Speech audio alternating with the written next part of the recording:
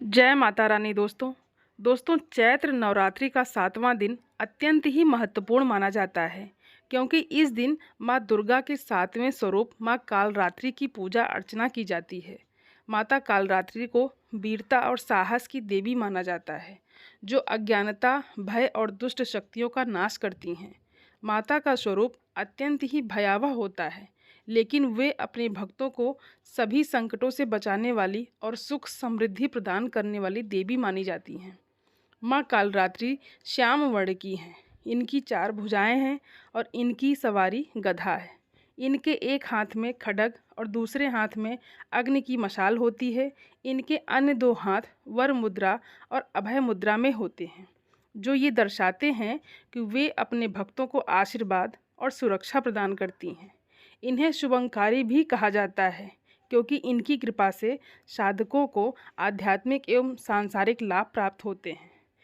भक्त इस दिन व्रत रखकर माता का ध्यान करते हैं और इनसे सभी कष्टों से मुक्ति पाने के लिए प्रार्थना करते हैं। तो आइए अब हम सभी जानते हैं माता कालरात्रि की पूजा विधि, शुभ मुहूर्त, मंत्र, कथा और आरती। नवरात्रि के 7वें दिन माँ कालरात्रि की पूजा करने के लिए सुबह स्नान कर साफ वस्त्र धारण करना चाहिए और चौकी सजाना चाहिए। माता की तस्वीर या प्रतिमा स्थापित करें, गंगा जल छिड़कें, दीपक जलाएं, रोली, अक्षत, फल फूल आदि अर्पित करें और गुड़ का भोग लगाएं। उसके बाद आरती करें और दुर्गा सप्तशती का पाठ करें। चैत्र नवरात्रि के 7वें दिन आप माँ कालरात्रि के इन मंत्रों का जाप जरूर करें। ओम कालरात्रये नमः। ओम कालरात्रये नमः। धार्मिक मान्यताओं के अनुसार माँ कालरात्रि को नीला रंग बहुत पसंद है। नवरात्रि के 7वें दिन माँ कालरात्रि की पूजा होती है और इस दिन नीले रंग के कपड़े जरूर पहनने चाहिए, जिससे साधक को सुख और समृद्धि का आशीर्वाद मिलता है। माँ कालरात्रि को गुड़ से बनी चीज़ों का भोग लगाना बहुत ही शुभ माना जाता है। कहा जाता है कि ऐसा करने से माँ कालरात्रि अत्यंत प्रसन्न होती हैं और भक्तों के जीवन से कष्टों को दूर करती हैं। भोग में गुड़ का हलवा, गुड़ की खीर या गुड़ की चिक्की भी चढ़ाई जा सकती है। और अब हम जानेंगे माँ कालरात्रि की पूजा के शुभ मुहूर्त के बारे में। तो चैत्र शुक्ल पक्ष की सप्तमी तिथि प्रारंभ होगी 3 अप्रैल गुरुवार रात 9:42 से और सप्तमी तिथि समाप्त होगी 4 अप्रैल दिन शुक्रवार रात 8:12 पर। इसीलिए चैत्र नवरात्रि का 7वां दिन इस बार 4 अप्रैल शुक्रवार को रहेगा और इसी दिन माँ कालरात्रि की पूजा की जाएगी।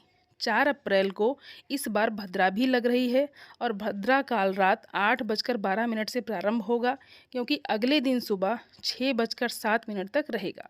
लेकिन इस बार भी भद्रा का वास स्वर्गलोक में रहेगा और ये पृथ्वी लोक पर अशुभ नहीं रहेगी, इसलिए पूजा पाठ संबंधी कार्य इस दिन किए जा सकते हैं। 4 अप्रैल को सूर्योदय होगा सुबह 6:20 पर और सूर्यास्त होगा शाम 6:39 पर। ब्रह्म मुहूर्त सुबह 4:45 से 5:31 तक रहेगा। अभिजीत मुहूर्त दोपहर 12:05 से 12:54 तक रहेगा और राहु काल सुबह 10:30 बजे से दोपहर 12 बजे तक रहेगा। अमृत काल रहेगा शाम 7:32 से 9:06 तक।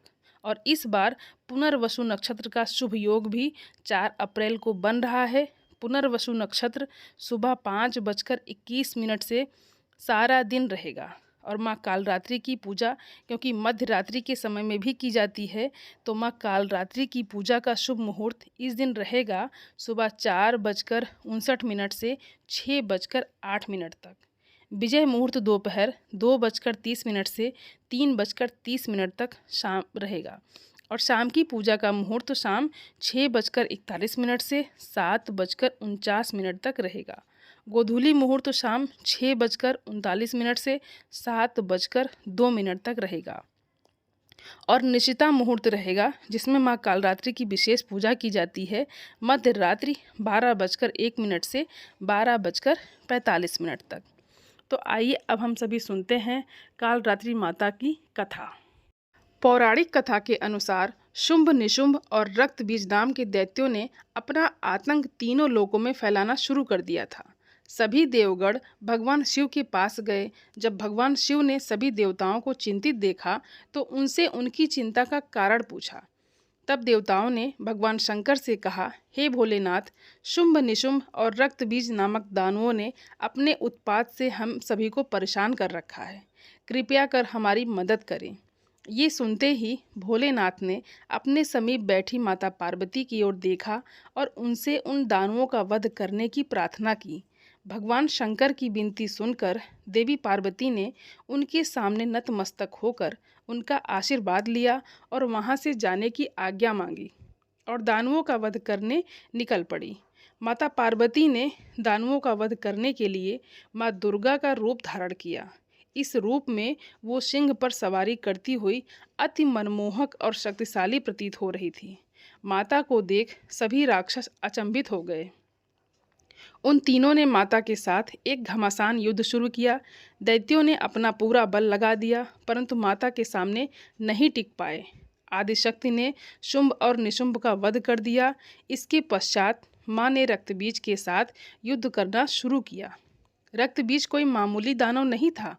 उसने कठोर तपस्या कर भगवान ब्रह्मा जी से अमर होने का वरदान प्राप्त किया था।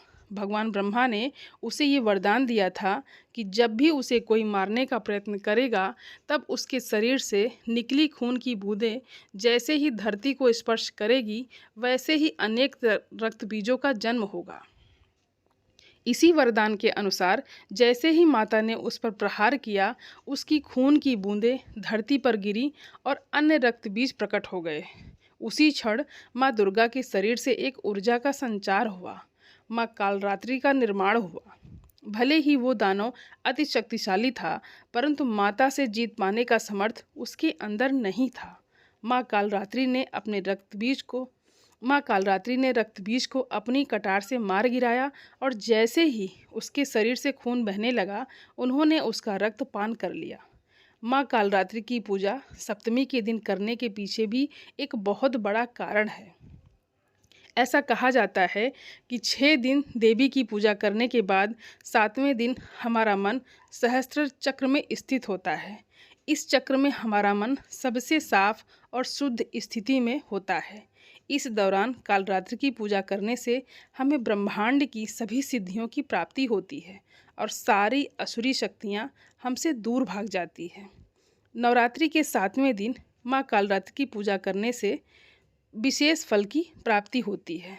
तो आइए अब सुनते हैं माता कालरात्रि की आरती।